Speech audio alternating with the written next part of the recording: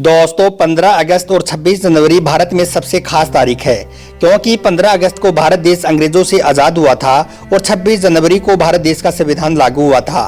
तकरीबन 200 सालों तक हुकूमत करने वाले अंग्रेजों को 15 अगस्त 1947 को भारत छोड़कर जाना पड़ा था।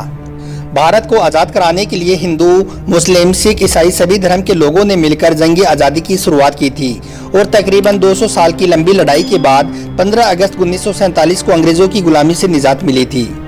दोस्तों, भारत की आज़ादी के लिए मुसलमानों ने अपना सब कुछ कुर्बान कर दिया था और इस मुल्क की खातिर मुसलमानों ने अपनी जान की कुर्बानी देकर अपने प्यारे वतन को आज़ाद कराया था।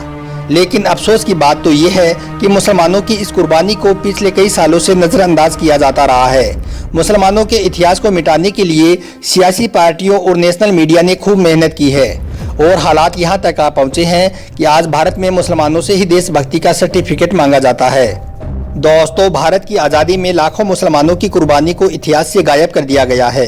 इतिहास की किताबों में सिर्फ 2-4 मुसलमानों का ही जिक्र मिलता है, जिनमें अशफाकुल्लाह खान और अब्दुल कलाम आज़ाद का नाम ही खास तौर पर लिया जाता है। मगर दोस्तों, हम आपको बता दें कि भारत की आज़ादी में सिर्फ 2-4 मुस्लिम ही नहीं बल्कि लाखों मुसलमानों ने अपनी जान की कुर्बानी दी है। अंग्रेजों से लोहा लेने वाले बादशाह टीपू सुल्तान ने देश में बाहरी हमलावर अंग्रेजों के जुल्म और सितम के खिलाफ सबसे पहले बिगुल बजाया था और अपनी जान की बाजी लगा दी थी, मगर अंग्रेजों के साथ समझौता नहीं किया था। और पहली जंग आज़ादी के महान स्वतंत्रता सेनानी अल्लामा फजले हक खैराबादी ने दिल्ली की जामा मस्जिद से सबसे पहले अंग्रेजों के खिलाफ जिहाद का फतवा दिया था। इस फतवे के बाद आपने बहादुर शाह जफर के साथ मिलकर अंग्रेजों के खिलाफ मोर्चा खोला और अजीम जंग आज़ादी लड़ी। अंग्रेज इतिहासकार लिखते हैं कि इसके बाद हजारों उलमाए किराम को फांसी, सैकड़ों को तोप से उड़ाकर शहीद कर दिया गया और बहुत सौ को काला पानी की सज़ा दी गई थी। अल्लामा फजले हक खैराबादी को रंगून में काला पानी में शहादत हासिल हुई थी। दोस्तों, खान अब्दुल गफ्फार खान, जो सीमांत गादी के रूप में जाने जाते हैं, जो एक महान राष्ट्रवादी थे जिन्होंने अपने 95 वर्ष के जीवन में से 45 वर्ष जेल में बिताई, भोपाल के बरकतुल्लाह गदर पार्टी के संस्थापकों में से एक थे, जिसने ब्रिटिश विरोधी संगठनों से नेटवर्क बनाया था। गदर पार्टी के सैयद शाह रहमत ने फ्रांस में एक भूमिगत क्रांतिकारी रूप में काम किया और 1915 में असफल गदर में उनकी भूमिका के लिए उनको फांसी की सज़ा दी गई थी। और दोस्तों, केरल के अब्दुल वक्कोम खदीर ने 1942 के भारत छोड़ो आंदोलन में भाग लिया था और 1942 में उनको फांसी की सज़ा दी गई।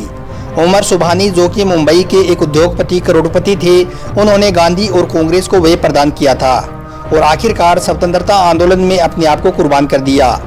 और यही नहीं बल्कि मुस्लिम महिलाओं ने भी भारत की आज़ादी में अपनी अहम भूमिका निभाई है।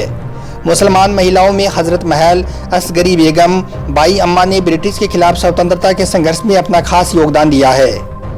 इसके अलावा दोस्तों, हैदर अली और बाद में उनके बेटे टीपू सुल्तान ने ब्रिटिश ईस्ट इंडिया कंपनी के प्रारंभिक खतरे को समझा और उसका विरोध किया। बहरहाल 1799 में टीपू सुल्तान श्रीरंगापट्टनम में पराजित हुए। बंगाल में नवाब सिराजुद्दौला ने ब्रिटिश कंपनी के विस्तारवादी उद्देश्य का सामना किया और अंग्रेजों के साथ युद्ध किया। हालांकि 1757 में वे प्लासी की लड़ाई में हार गई थी।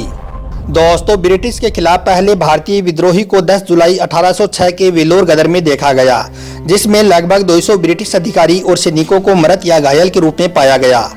लेकिन ब्रिटिश द्वारा इसका बदला लिया गया और विद्रोहियों और टीपू सुल्तान के परिवार वालों को वेलोर किले में बंदी बनाया गया और उन्हें उस समय इसके लिए भारी कीमत चुकानी पड़ी। यह स्वतंत्रता का प्रथम युद्ध था, जिसे ब्रिटिश साम्राज्यवादियों ने 1857 का सिपाही विद्रोह कहा। और यही नहीं, इसके बदले में अंग्रेजों द्वारा हजारों की संख्या में मित्रों और सगे संबंधियों को दिल्ली के लाल किले पर गोली मार दी गई या फांसी पर लटका दिया गया, जिसे वर्तमान में खूनी दरवाजा यानी कि ब्लडी गेट कहा जाता है। दोस्तों, 1930 के दशक तक मोहम्मद अली जिन्ना भारतीय राष्ट्रीय कांग्रेस के सदस्य थे और स्वतंत्रता संग्राम का हिस्सा भी थे। कवि और दार्शनिक डॉक्टर सर अल्लामा मोहम्मद इकबाल हिंदू मुस्लिम एकता और 1920 के दशक तक अविभाजित भारत के एक मजबूत प्रस्तावक थे। इसके अलावा शाहजहांपुर उत्तर प्रदेश के अशफाकुल्लाह खान वारसी भारतीय स्वतंत्रता संग्राम के एक प्रमुख क्रांतिकारी थे। उन्होंने काकोरी कांड में महत्वपूर्ण भूमिका निभाई। ब्रिटिश शासन ने उनके ऊपर अभियोग चलाया और 19 दिसंबर सन 1927 को उन्हें फैजाबाद जेल में फांसी पर लटकाकर मार दिया गया। दोस्तों, सैयद शाहनवाज अहमद कादरी और कृष्ण कल्की ने लहू बोलता है नाम से एक ऐसी किताब लिखी है जिसमें जंग आज़ादी और मुस्लिम किरदारों को जाहिर किया गया है। आज़ादी की लड़ाई में कितने मुस्लिम फांसी के फंदे पर लटके और कितने शहीद हुए और कितनों को काले पानी की सजा हुई और कितने मुस्लिम गिरफ्तार हुए, इन सब बातों को पहली बार किसी किताब में खुलकर लिखा गया है। दोस्तों, इस किताब में उन्होंने जंगी आज़ादी के उन मुस्लिम किरदारों के नाम भी दिए हैं जिन्हें आज तक भारत के लोगों से छुपाया जाता रहा है। आज हम आज़ादी की लड़ाई में हिस्सा लेने वाले कुछ नेताओं के बारे में जानते हैं, लेकिन कादरी साहब ने शहीद होने वाले मुस्लिमों की एक लंबी लिस्ट जारी की है जिनकी कुर्बानियों को आज भुला दिया गया है। दोस्तों, इस किताब में लिखा गया है कि 1857 की लड़ाई हिंदुओं और मुसलमानों ने मिलकर लड़ी थी और इस जंग में 1 लाख से ज़्यादा मुस्लिम मारे गए थे। इसके अलावा कानपुर से फर्रुखाबाद के बीच सड़क के किनारे जितने भी पेड़ थे उन सभी पेड़ों पर उलमाओं को फांसी पर लटका दिया गया था। इसी तरह दिल्ली के चांदनी चौक से लेकर खैबर तक जितने भी पेड़ थे उन पर भी उलमाओं को फांसी पर लटका दिया गया था। 14,000 उलमाओं को सजाए मौत दी गई थी और जामा मस्जिद के लाल किले के बीच में मैदान में मुसलमान उलमाओं को नंगा करके जिंदा जलाया गया था। दोस्तों, इस किताब में लिखा गया है कि लाहौर की शाही मस्जिद में हर दिन 80 मौलवियों को फांसी पर लटकाकर उनकी लाशें रावी नदी में फेंक दी जाती थी। कादरी साहब ने लिखा है कि फांसी पर चढ़ने वाले और काला पानी की सज़ा पाने वालों में 75% से ज़्यादा मुसलमान लोग थे। दोस्तों, भारत की खातिर मुसलमानों ने बहुत सी कुर्बानियाँ दी हैं जिन्हें आज भुला दिया गया है। हर रोज़ हमारे इतिहास को मिटाया जा रहा है और अफसोस कि आज मुसलमान अभी तक सो रहा है। हम गिरोह को क्या इल्ज़ाम दे सकते हैं जब कौम के नौजवान ही अपने इतिहास को नज़रअंदाज कर रहे हैं।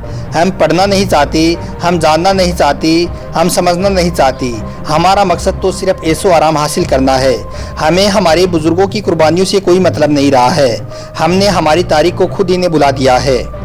दोस्तों, याद रखना, हुकूमतों को कोसने से कुछ भी हासिल नहीं होने वाला है।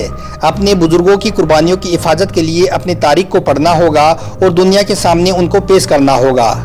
अब दोस्तों, हमने तो हमारा काम कर दिया है, आप तक ये जानकारी पहुंचा दी है। अब आपकी भी ये जिम्मेदारी बनती है कि आप इसको और भी लोगों तक पहुंचाएं और इस वीडियो को ज़्यादा से ज़्यादा लोगों में शेयर करते जाएं।